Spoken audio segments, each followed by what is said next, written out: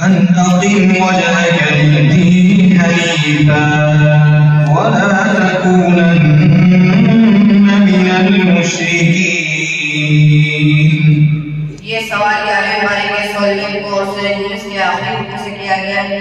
सूरह यूनुस मक्की इसमें 109 आयतें और 11 रुकू हैं और ये सवाल 11 पारे का सफ़हा नंबर 19 और कुरान शरीफ के सफ़हा नंबर 221 से किया गया है और ये सवाल मंजिल नंबर 3 से किया गया है।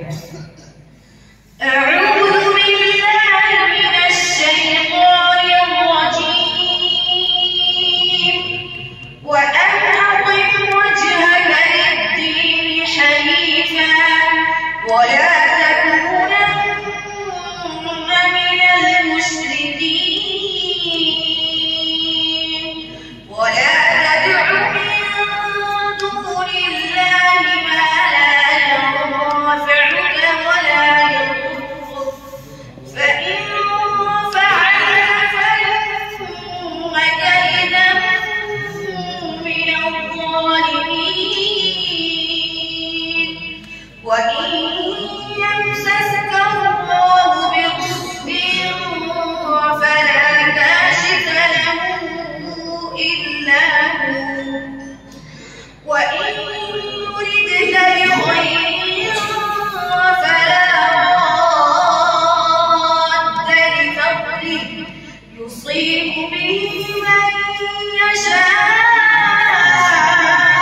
من عباده وهو الغفور الرحيم قل يا أيها الناس قد جاءكم الحق من ربكم فمن اهتدى فإنما يهتدي لنفسه ومن ضل فإنما يضل عليها وما أنا عليكم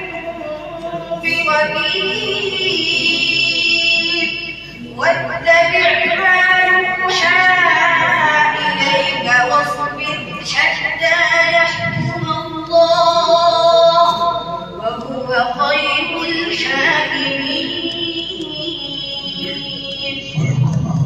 صدق الله العظيم.